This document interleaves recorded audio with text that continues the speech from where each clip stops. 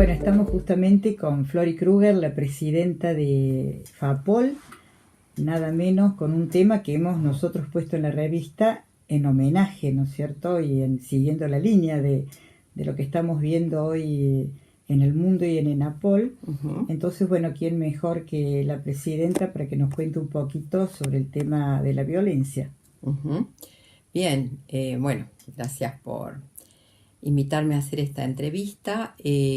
Bueno, FAPOL es una federación americana del psicoanálisis, de la orientación lacaniana, que reúne 3 escuelas de Latinoamérica: la EOL de la Argentina, la EBP de Brasil y 10 países con sedes y delegaciones en el resto de Latinoamérica. Cada 2 años FAPOL organiza los encuentros americanos. Y para esos encuentros eligen siempre un tema en particular que interese, digamos, a la comunidad entera, porque está dirigida más bien al exterior y no al interior de las escuelas. Entonces, en esta oportunidad hemos elegido para trabajar el tema muy vigente en esta época. En verdad, empecé pensando en un significante violencia. Cuando lo consulté con el presidente de la MP en ese momento, me dijo, bueno, pero hay que darle una vueltita que tenga más que ver con el psicoanálisis, o sea, acotarlo, porque violencia es un término un poco extenso en ese sentido. Finalmente concluimos en el título Odio, cólera, indignación y los desafíos para el psicoanálisis de estos 3 afectos tan importantes en esta época. Que son un desafío realmente, ¿no? ¿Y el psicoanálisis es un tratamiento, te parece, del odio? Yo creo que tanto el odio, la cólera como la indignación son intrínsecos al ser humano, o sea, son afectos que el ser humano tiene y que lo expresa de distintas maneras según la singularidad de cada sujeto, por supuesto. Hay situaciones en donde uno calcula el costo y el beneficio de poder reaccionar frente a una situación que despierta odio y no llega entonces a la cólera y se queda en la indignación, a lo mejor callándose la boca. Pero de todos modos, para nosotros es un desafío, porque en la actualidad hay un incremento, a mi gusto, de todo lo que es la violencia. Basta leer el diario para ver de qué manera guerras, muertes, robos, grietas, todos temas que afectan en mayor grado en este momento a nuestra civilización. En el mundo. En el mundo entero, tal cual. Y, digamos, como de lo que se trata es del cine, justamente, porque esto va para una revista de cine, ¿no es cierto? Esto que estamos charlando, entonces hay que decir que la violencia y el cine siempre fueron juntos, o sea que hay expresión de la violencia en el cine. Es bastante frecuente encontrarse con esto en el cine. Uno puede preguntarse por qué. Y yo creo que en la medida en que la violencia es parte del ser humano y el cine expresa algo de lo que es la realidad del ser humano, por supuesto, entonces la violencia va a aparecer de distintas maneras, por supuesto, dependiendo de la época también, ¿no? Claro, dirías que el cine capta un real de la época. Eso es muy interesante. Exactamente, un real de la época. Que está tan presente entre nosotros y que no solamente lo capta el cine, sino que llega a nuestros consultorios permanentemente, ¿no? Entonces, me parece que además tengo la impresión, no sé cuál es tu opinión al respecto, de que el cine sin violencia no despierta tanto interés como un dato que aparezca la violencia en juego. Por ejemplo, el otro día escuchaba un relato en donde me decían que el cuento de Caperucita Roja, sí, esta niña que va por el bosque con la canastita y las masitas para su abuelita, porque la abuelita está enferma y le llevan las masitas que le hizo la mamá. Llega a la casa de la abuelita y la abuelita está en la cama y se comen las galletitas, la abuela con la nietita, No atrae a ese nadie. cuento no le gusta a nadie, no le interesa a nadie.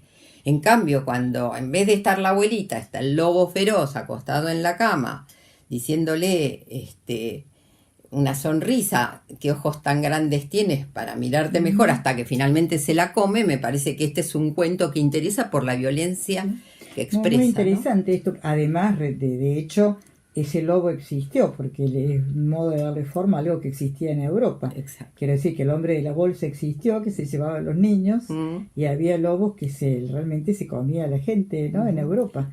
O sea que eso es muy importante. Lo que decís me hace pensar en Argentina, por ejemplo, el cine argentino. No, esto que vos decís es muy interesante, de que hay como un gusto, ¿no? Se ha volcado mucho al thriller, ¿no? Al salvajismo. De hecho, Relatos Salvajes es un ejemplo. ¿Qué pensás de eso? Yo creo que efectivamente hay mucha presencia de la violencia porque, como recién te decía, hay una reacción positiva de la sociedad ante las películas con escenas de violencia. Relatos Salvajes, por ejemplo, digamos, lo interesante que tiene esa película es que son, creo que 6 escenas diferentes, son 6 cuentos diferentes, relatos, en donde lo que ocurre en cada uno de esos relatos nos puede pasar a cualquiera de nosotros. O sea que son escenas de la vida cotidiana, ¿no? Que la grúa te lleva a un coche, o que un coche te cierra y no te deja pasar, etcétera. Y Cifrón me parece que logra hacer muy interesante lo que permite a cada uno de nosotros identificarnos con con esas diferentes escenas y ver cuál puede ser la reacción de cada uno frente a ellas, ¿no? Y después el otro día vi la última, la de Borenstein, la de los Giles, la Odisea de los Giles, y, digamos, sin tener, porque no necesariamente uno tiene que visualizar escenas de violencia, ¿no? A veces el tema en sí mismo genera una violencia tal, que es lo que vimos en esta película de Borenstein, donde hay una evocación al 2001 en la Argentina, digamos, si ven, no se ve alguna que otra escena de violencia con uno de los personajes, digamos, la violencia en sí mismo es el acto de haberles quitado a todos nosotros, porque fue general, la posibilidad de acceder a un dinero que había en los bancos, etcétera. O sea que ya eso es un acto de violencia, ¿no? Entonces me parece que el tratamiento que hace Borenstein, que tomó esto del año 2001, pero es absolutamente actual. Claro, y también eso me permite hacer una diferencia, como la violencia que hay, por ejemplo, en el cine americano, ¿no es cierto? Con todos los efectos de... Y hay otra violencia que es mucho más sutil, que no necesita ser mostrada ni que es de cuerpo, que es mucho más fuerte, ¿no? Y que de pronto el cine intenta retratarla y darle forma a eso. Exactamente. Mira, estaba pensando que hay como unos avances tecnológicos increíbles que permiten hoy reproducir escenas de violencia de una manera un poco exagerada, ¿no? Pero, por ejemplo, en las películas de post Segunda Guerra Mundial, ¿no? Por ejemplo, La vida es bella, o La lista Schindler, ¿no? Yo pensaba, no hay necesidad, digamos, de mostrar con esos efectos técnicos actos de violencia. Basta tomar, por ejemplo, La lista de Schindler, me acuerdo, el recurso que usaba era por momentos escenas en blanco y negro y otras escenas en color, ¿no? Y las escenas de blanco y negro parecían casi un documental adentro de la película, ¿no? Porque reflejaban casi como si hubiera en ese momento filmado la guerra misma, ¿no? O los campos de concentración. En ese sentido, bueno, te cuento que algo que vos ya sabés, que la FAPOL cuenta con una red de cine y psicoanálisis, y una de las noches preparatorias para el ENAPOL, para el tema del odio, cólera, indignación, Carlos Mota eligió la película Noche y Niebla, la película de Resné, y me parece que esa es una película justamente que muestra cómo del horror se puede hacer poesía, ¿no? Que es algo que excelente. es increíble lo que es esa película.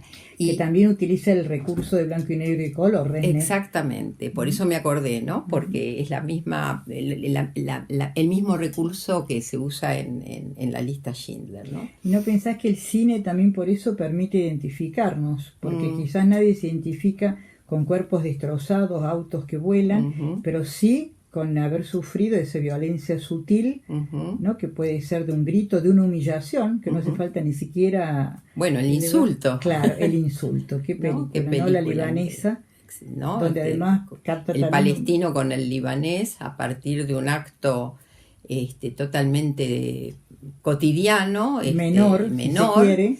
Pero es increíble porque en esa película es muy interesante cómo muestra...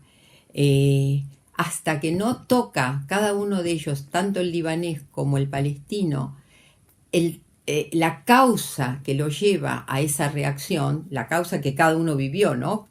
Escena traumática en uno y en otro, recién ahí pueden resolver la situación. O sea, no se resuelve legalmente, ¿no? Por la racionalidad de la ley, sino que se resuelve subjetivamente. Exactamente. Es interesante porque el cine también sería el buen cine, sí. ¿no es cierto? Sería un tratamiento de lo real a través de la subjetividad, ¿no? Que es el recurso, como el psicoanálisis. Exactamente. ¿no? El psicoanálisis hace que un acto que puede ser menor o mayor, pero sí violento, es un tratamiento que el psicoanálisis propone al odio, a la indignación, ¿no? A la cólera, esto que vamos a ver ahora en Enapol. En Enapol. Incluso, en realidad, me parece interesante agregar que no siempre la violencia es negativa, que no siempre, que todo lo contrario, que la violencia puede ser incluso creativa, ¿no? O sea que, digamos, hay violencia en situaciones que uno no las piensa como violentas. Por ejemplo, en el acto sexual, por más cariñoso que sea, hay algo de violencia en juego. En el nacimiento de un bebé, por ejemplo, también uno se contacta ahí con lo más íntimo, con lo más conmovedor, que puede ser ese bebé que están haciendo, pero en sí mismo es como un acto violento el del nacimiento, ¿no? Y de hecho se le golpea. Exactamente, para que llore. Si no llora, se le pega. Pero no es con dolor, ¿no? Digamos que hay un dolor en juego, pero, digamos, uno, a pesar del dolor, toda madre decide volver a tener un hijo porque el dolor se olvida porque tiene un producto de eso, ¿no? Pero digo, entonces, en ese sentido, uno puede usar la violencia para crear poesía, como decíamos de Alain Resnais, o bien uno puede usar la violencia en forma destructiva, o sea que depende, digamos, qué hace cada uno con la violencia. Claro, ¿no? En el cine, como hizo Alain Resnais, del acto más horroroso de la humanidad, como es la Shoah, él le pudo dar esa forma y también para que el mundo sepa y pudo transformarlo en otra cosa, ¿no? Exactamente. En ese sentido me parece muy interesante, Flor, y felicito la iniciativa de que haya una red de cine, porque, bueno, el cine también nos une en el mundo. Exacto. Quiero decir que podemos conectarnos, ¿no? con otras instituciones de psicoanálisis lacanianas a través del cine, ¿no? Bueno, de hecho es el trabajo que está haciendo la red de cine y psicoanálisis de la FAPOL, porque lo que tratamos de unificar es a través del tema del Enapol, odio, cólera, indignación, en cada una de las escuelas hay grupos que trabajan en cine y psicoanálisis. De hecho, bueno, vos misma en Córdoba tenés un ciclo de cine de hace 20 años, todas las semanas mostrando una película, discutiendo el tema de la película, etcétera. Y bueno, generosamente lo has incluido en la red de cine y psicoanálisis, y lo que hicimos justamente fue todo un trabajo preparatorio para que eso ahora desemboque en San Pablo en el próximo Enapol. Y se han presentado películas referentes al tema del odio, la cólera y la indignación en cada uno de esos grupos de cine que pertenecen a cada una de las 3 escuelas de América. Excelente. Bien. Bueno, Flori, muchísimas gracias realmente por esta entrevista Bueno. y seguimos trabajando. Gracias a vos.